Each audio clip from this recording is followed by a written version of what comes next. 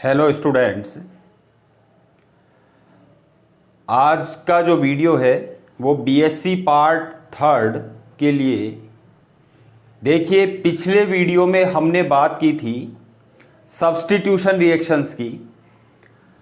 आज हम बात करने जा रहे हैं factors affecting rate and mechanism of substitution reactions.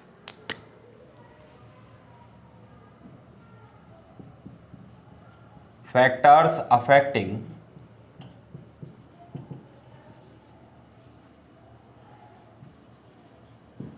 rate and mechanism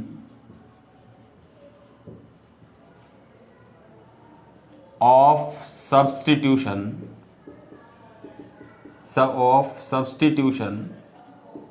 reaction।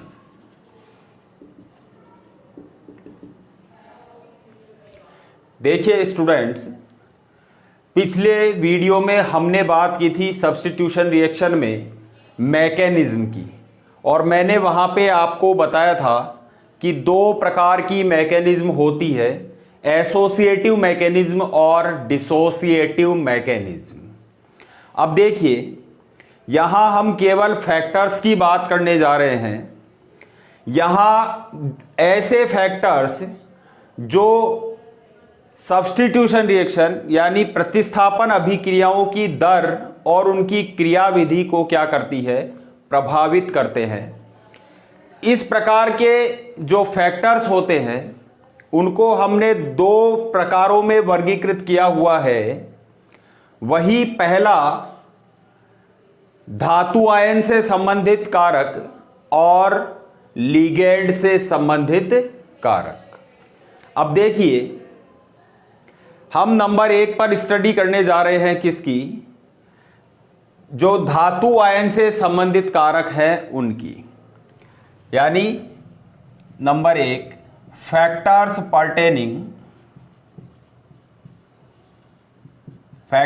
Pertaining to the metal,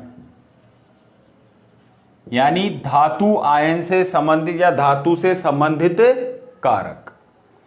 अब देखिए, यहां पे हम सबसे पहला कारक लेते हैं, धातु का पहला कारक number 1, size of cation.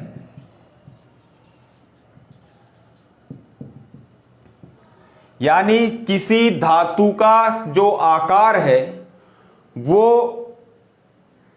Substitution reactions को किस प्रकार से प्रभावित करता है। देखिए, मैंने कहा कि अगर धातु का आकार बढ़ेगा तो उसकी जो विनिमय करने की दर है, रेट ऑफ एक्सचेंज है, वो क्या होगी, बढ़ जाएगी। और जब रेट ऑफ एक्सचेंज बढ़ जाएगी उससे क्या होगा, क्यों होगा ऐसा, क्योंकि आकार अगर बढ़ता है तो जो स्थिर वैद्युत आकर्षण है वो स्थिर वैद्युत आकर्षण क्या होता है, कम हो जाता है। और कम हो जाने से जो मेटल और लिगेंड, और मैं यहां पे लिगेंड लेके चल रहा हूं, एक्वा लिगेंड H2O, मेटल और लिगेंड के बीच का जो बंध सामर्थ्य है वो क्या हो जाता है, घट जाता है। और घट जाने से किसी कॉम्प्लेक्स में या इस कॉम्प्लेक्स में जो वियोजनी क्रियाविधि है वो ये जो कॉम्प्लेक्स है ये वियोजनी मैकेनिज्म या वियोजनी क्रियाविधि या डिसोसिएटिव मैकेनिज्म की तरफ चला जाएगा। तो स्थिर वैद्युत आकर्षण कम हो गया है और आकार बढ़ गया है, इसलिए ये जो कॉम्प्लेक्स है, संकुल है, ये वियोजनी क्रियाविधि की तरफ जाएगा या उसकी प्रवृत्ति उस वियोजनी क्रियाविधि की तरफ जाने की होगी। नंबर 2, दूसरा जो कारक है वो है चार्ज ऑफ कैटायन। यानी किसी जो कैटायन है आपका मेटल कैटायन, उसका जो चार्ज है, आवेश है, वो किस प्रकार से प्रभावित करेगा। तो देखिए, यदि किसी मेटल के ऊपर चार्ज बढ़ता है, यदि किसी मेटल के ऊपर चार्ज बढ़ता है, इसका मतलब वहां पे इलेक्ट्रोस्टैटिक अट्रैक्शन क्या होगा, ज्यादा लगेगा, और वहां पर उसकी जो वियोजनी प्रवृत्ति होगी, जो टेंडेंसी ऑफ डिसोसिएशन होगा, वो क्या होगा, कम होगा, डिक्रीज होगा। तो इस प्रकार से जो चार्ज ऑफ कैटायन है वो किसको प्रभावित करता है, रेट और मैकेनिज्म को प्रभावित करता है। रेट को कैसे प्रभावित करेगा कि जो उसकी दर है वो क्या हो जाएगी, स्लो हो जाएगी, क्योंकि यहां पर चार्ज बढ़ गया है, और चार्ज बढ़ जाने से मैंने अभी आपको बताया कि उसकी जो टेंडेंसी ऑफ डिसोसिएशन है वो क्या हो जाएगा, डिक्रीज हो जाएगा। और डिक्रीज हो जाने से क्या होगा, जो अभी मैंने आपको बताया था कि जो MOS2 जो बॉन्ड है, यानी एक लिगेंड और मेटल के बीच का जो बॉन्ड है, उसकी वियोजनी प्रवृत्ति में क्या आ जाएगी, कमी आ जाएगी, डिक्रीज आ जाएगा।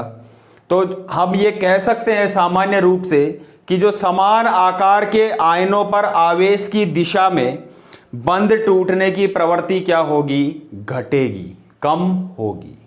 तो इस प्रकार से चार्ज ऑफ कैटायन इसको प्रभावित करता है। अगली बात, ज्यामिति में विकृति।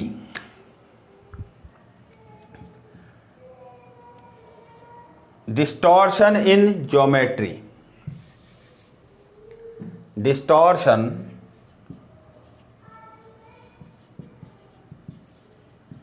इन ज्योमेट्री, ज्यामिति में विकृति।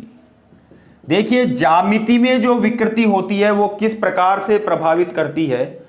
जैसे मान लीजिए, यदि मेरे पास में दो कॉम्प्लेक्सेज हैं, एक कॉपर का कॉम्प्लेक्स है, एक कॉपर का कॉम्प्लेक्स है CuS2O का होल 6+2, और एक कॉम्प्लेक्स है मेरे पास में CuS2O का क्रोमियम का कॉम्प्लेक्स है CrS2O का होल 6+2। देखिए, ये जो CuS2O का होल 6+2 और CrS2O का होल, ये जो है मतलब हेक्सा एक्वा कॉपर सेकंड और हेक्सा एक्वा क्रोमियम सेकंड, ये जो कॉम्प्लेक्सेज होते हैं, इनके अंदर क्या होता है, इनके जो पॉलीहेड्रॉन्स होते हैं या जो बहुफलक होते हैं, ये बहुफलक मीन्स कि ये जैसे मान लीजिए अष्टफलकीय संरचना होती है, ये भी अष्टफलकीय संरचना होती है। तो जिनके इनके जो बहुफलक होते हैं, पॉलीहेड्रॉन होते हैं, वो क्या होते हैं, रेगुलर नहीं होते हैं। रेगुलर से मीनिंग मैंने आपको बताया था कि जो 4 बॉन्ड और 2 बॉन्ड वाली स्थिति, कैसे एक्सियल और इक्विटोरियल बॉन्ड वाली स्थिति, कि कोई से 4 बॉन्ड या कोई से 4 बॉन्ड की जो डिस्टेंस है, बॉन्ड डिस्टेंस है, वो कम या ज्यादा हो सकती है, और जो इक्विटोरियल है उनकी बॉन्ड डिस्टेंस कम या ज्यादा हो सकती है। तो कम और ज्यादा होने से क्या होगा, कम और ज्यादा होने से वो बहुफलक फिर रेगुलर स्ट्रक्चर नहीं देगा, और अगर वो रेगुलर स्ट्रक्चर नहीं होगा तो उसके बंध की वियोजनी प्रवृत्ति बढ़ेगी, हमेशा बढ़ेगी, क्योंकि वो रेगुलर है ही नहीं। जब वो ज्योमेट्री रेगुलर नहीं है तो उसकी वियोजनी प्रवृत्ति क्या होगी, बढ़ेगी। अगली बात हमारे पास में आती है इलेक्ट्रॉनिक कॉन्फ़िगरेशन से रिलेटेड, कि इलेक्ट्रॉनिक कॉन्फ़िगरेशन किस प्रकार से प्रभावित करता है। देखिए, इलेक्ट्रॉनिक कॉन्फ़िगरेशन यानी इलेक्ट्रॉनिक विन्यास। देखिए, हमने पिछले वीडियोस के अंदर आपको लेबाइल और इनर्ट कॉम्प्लेक्सेस के बारे में बताया था। तो वो ठीक उसी प्रकार से जो ऐसे संकुल हैं, जैसे मान लीजिए D0 है, D1 है, D2 है, ये 3 तथा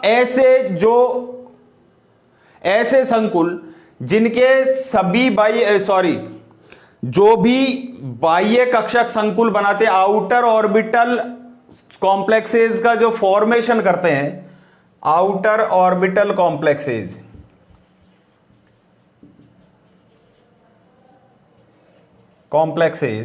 का जो फॉर्मेशन करते हैं, ये देखिए क्या होता है यहां पर ऐसे वाले। देखिए, चंचल मैंने आपको नाम दिया था, इसमें हम फिर से लेते हैं एक लेबाइल कॉम्प्लेक्स।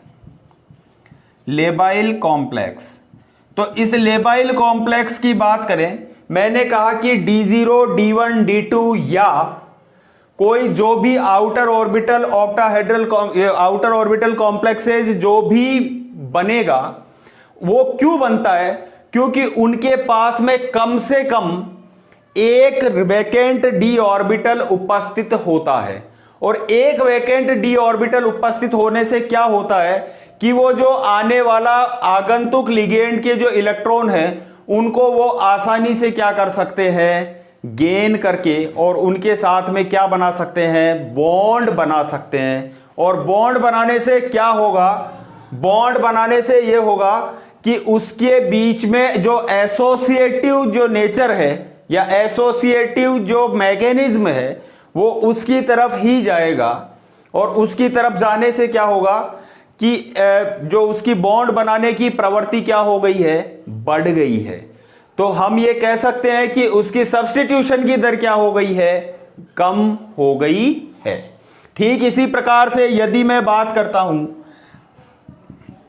कौन से, इनर्ट कॉम्प्लेक्सेज के बारे में, तो इनर्ट कॉम्प्लेक्सेज में क्या होगा, मैंने कहा कि जो D2 है, जैसे विन्यास है D3 है, D4 है, D5 है, D6 है, D3, D4, D5 और D6, और ऐसे जो इनर ऑर्बिटल कॉम्प्लेक्सेज का निर्माण करते हैं, इनर ऑर्बिटल कॉम्प्लेक्सेज का निर्माण करते हैं, ये वाले जो या तो ये विन्यास रखेंगे या फिर इनर ऑर्बिटल कॉम्प्लेक्सेज का निर्माण करेंगे, इनके पास में किसी प्रकार का कोई रिक्त डी कक्षक उपस्थित नहीं होता है। और रिक्त डी कक्षक उपस्थित नहीं होने से क्या होगा, रिक्त डी कक्षक उपस्थित नहीं होने से ये जो संकुल है ये विनिमय नहीं करना चाहेंगे, एक्सचेंज नहीं करना चाहेंगे, सब्स्टिट्यूशन नहीं करना चाहेंगे, क्योंकि इनके पास में वैकेंट डी ऑर्बिटल्स है ही नहीं। इसीलिए इनको हमने किस श्रेणी में रखा है, इनर्ट कॉम्प्लेक्सेज की श्रेणी में रखा है। तो ये कुछ ऐसे फैक्टर्स हैं जो किससे संबंधित हैं, मेटल एटम से संबंधित फैक्टर्स हैं। अब हम बात करते हैं, जैसे मान लीजिए दूसरा जो फैक्टर है, दूसरा फैक्टर वो किससे संबंधित कारक होगा, वो होगा लिगेंड से संबंधित कारक। किससे संबंधित कारक होगा, लिगेंड से संबंधित कारक। यानी हम यूं कहें कि factors pertaining to the ligand, ligand से संबंधित कारक। अब देखिए यहां पे लिगेंड से संबंधित कारक कौन कौन से हो सकते हैं। लिगेंड से संबंधित जो कारक होंगे उसमें मान लीजिए हम यूं कह रहे हैं कि लिगेंड से संबंधित कारक दो प्रकार के हो सकते हैं। एक तो खुद स्वयं लिगेंड, खुद स्वयं लिगेंड की ऐसी स्पेसिफाई हो लिगेंड, यानी लिगेंड की ऐसी कोई विशिष्टता हो। लिगेंड की विशिष्टता किस प्रकार से, जैसे मान लीजिए लिगेंड स्पेसिफाई में हम बात करते हैं, स्पेसिफिसिटी में नंबर 1 लिगेंड स्पेसिफिसिटी, लिगेंड विशिष्टता। और लिगेंड विशिष्टता में मैं क्या कह रहा हूं, कौन कौन से गुण आएंगे, कौन कौन सी प्रॉपर्टीज होगी लिगेंड की। देखिए जब सबसे पहला है, जैसे मान लीजिए presence of polydentate ligand, polydentate ligand, यानी कि मान लीजिए कहीं पे बहुदंतुक लिगेंड जुड़ा हुआ है, तो बहुदंतुक लिगेंड अगर किसी कॉम्प्लेक्स में जुड़ा हुआ है तो वहां पर चीलेशन बढ़ेगा ऑब्वियसली, क्योंकि वहां पर पॉलीडेंटेट लिगेंड जुड़ा हुआ है, तो इसका मतलब वहां पर कीलेशन बढ़ेगा। और कीलेशन बढ़ने से क्या होगा, जो रेट है, जो सब्स्टिट्यूशन की रेट है वो क्या हो जाएगी, मैंने कहा कीलेशन इंक्रीज हो रहा है और रेट क्या हो रही है, यहां पे डिक्रीज होती है। कीलेशन बढ़ता है और रेट क्या होती है यहां पर डिक्रीज होती है। तो इस प्रकार से प्रेजेंस ऑफ पॉलीडेंटेट लिगेंड अभिक्रिया की दर को प्रभावित करता है। दूसरी बात कहें कि अगर मान लीजिए ऐसा कोई लिगेंड्स जुड़े हुए हैं जिनको प्रतिस्थापित ही नहीं किया जा सकता, जिनका प्रतिस्थापन नहीं होता है, ऐसे भी कुछ लिगेंड्स होते हैं। क्यों होते हैं? क्योंकि यहां पर ऐसे लिगेंड्स को हम दो श्रेणियों में बांटते हैं। एक ऐसे लिगेंड होते हैं जो धातु को इलेक्ट्रॉन देते हैं और एक लिगेंड ऐसे होते हैं जो धातु से इलेक्ट्रॉन लेते हैं। दोनों प्रकार संभव है, धातु से इलेक्ट्रॉन लेते भी हैं और धातु को इलेक्ट्रॉन देने की भी क्षमता रखते हैं। तो देखिए, यदि लिगेंड द्वारा धातु को इलेक्ट्रॉन दिए जाने पर धातु पर इलेक्ट्रॉन घनत्व बढ़ जाता है और धातु पर इलेक्ट्रॉन घनत्व बढ़ जाने से क्या होगा, प्रतिस्थापित होने वाला जो लिगेंड होगा और धातु के मध्य जो सहभाजित इलेक्ट्रॉन युग्म होता है वो लिगेंड की ओर विचलित होने लगता है, जिससे धातु लिगेंड जो बॉन्ड होता है वो क्या होता है, वीक हो जाता है, कमजोर हो जाता है। इस कारण से वहां पर जो वियोजनी क्रियाविधि होती है वो ज्यादा होगी, यानी वो वियोजनी क्रियाविधि को प्रेरित करेगा। और दूसरी बात मैंने बताई कि यदि धातु से इलेक्ट्रॉन वापस खींचने हो, अगर लिगेंड धातु से इलेक्ट्रॉन वापस खींचने वाले लिगेंड हो तो वो क्या करते हैं, धातु पर इलेक्ट्रॉन घनत्व को घटा देते हैं और धातु पर इलेक्ट्रॉन घनत्व को घटा देने से क्या होगा, जो आगंतुक लिगेंड है वो धातु के साथ में अतिरिक्त बंध बनाने की प्रवृत्ति उसमें बढ़ जाएगी और बढ़ जाने से क्या होगा, अभिक्रिया एसोसिएशन मैकेनिज्म की तरफ बढ़ेगी। तो इस प्रकार से ऐसे कुछ लिगेंड्स होते हैं जिनको कि प्रतिस्थापित नहीं किया जा सकता है। तीसरा देखिए, जो प्रतिस्थापी लिगेंड है,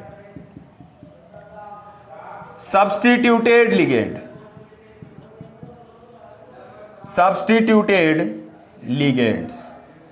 सब्स्टिट्यूटेड लिगेंड्स क्या होगा, देखिए, यदि सब्स्टिट्यूटेड लिगेंड्स किस प्रकार से प्रभावित करेंगे, कुछ लिगेंड्स ऐसे होते हैं जिनमें कि वो लिगेंड्स आने वाले लिगेंड्स को अपने से ट्रांसपोजिशन के ऊपर आने के लिए डायरेक्शन देते हैं, निर्देशित करते हैं। तो वो क्या करेंगे, उनको खुद को हटाना काफी मुश्किल होगा, उन लिगेंड्स को खुद को हटाना काफी क्या होगा, मुश्किल होगा, उनको अपने स्थान से विचलित कर पाना क्या होगा, मुश्किल होगा। और उसमें भी जो मोनोडेंटेट लिगेंड की अपेक्षा पॉलीडेंटेट लिगेंड को प्रतिस्थापित करना और भी ज्यादा क्या हो जाएगा, कठिन होता है। इस प्रकार से जो सब्स्टिट्यूटेड लिगेंड्स होता है वो रेट और मैकेनिज्म ऑफ सब्स्टिट्यूशन रिएक्शन को प्रभावित करता है। अगली बात देखिए, जो एंटरिंग लिगेंड, अब बात करते हैं नंबर 2। तो ये कुछ ऐसे लिगेंड स्पेसिफिसिटी के ऐसे कुछ लक्षण थे जो किसको प्रभावित करते हैं, रेट और मैकेनिज्म को प्रभावित करते हैं। अब देखिए, इसमें दूसरा जो कारक है महत्वपूर्ण, वो क्या है, लिगेंड पर आवेश, charge on ligand. Charge on ligand किस प्रकार से प्रभावित करेगा कि लिगेंड पर जितना अधिक आवेश होगा वह धातु आयन पर उतने ही अधिक बल द्वारा आकर्षित होगा। धातु आयन पर उतने ही अधिक बल द्वारा आकर्षित होगा। तो मान लीजिए जब आकर्षित होगा, इसका मतलब वहां पर बॉन्ड क्या हो गया है, काफी मजबूत हो गया है। और मजबूत हो जाने से क्या होगा यहां पर कि जो सब्स्टिट्यूशन रिएक्शन है या सब्स्टिट्यूशन जो है वो क्या होगा, कम होगा। सब्स्टिट्यूशन कम होगा, या हम यूं कहें वियोजनी क्रियाविधि उतनी ही प्रतिकूल होती चली जाएगी। तो इस प्रकार से चार्ज ऑन लिगेंड भी रेट और मैकेनिज्म ऑफ सब्स्टिट्यूशन रिएक्शंस को प्रभावित करता है। अगली बात देखिए, सॉरी चार्ज की बात हम कर चुके हैं। अगली बात है कि लिगेंड का आकार, size of ligand, size of ligand, ligand का आकार। देखिए लिगेंड का आकार किस प्रकार से प्रभावित करता है।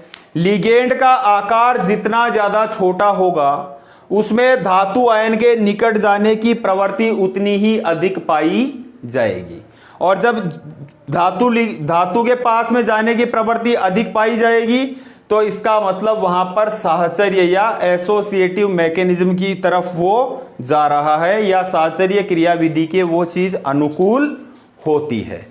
तो इस प्रकार से साइज ऑफ लिगेंड क्या करता है, इसको प्रभावित करता है। अब देखिए ये कुछ फैक्टर्स थे जो कि सब्स्टिट्यूशन रिएक्शन की रेट और मैकेनिज्म को प्रभावित करते हैं। अब हम नेक्स्ट वीडियो में बात करेंगे substitution reactions in square planar complexes. Thank you.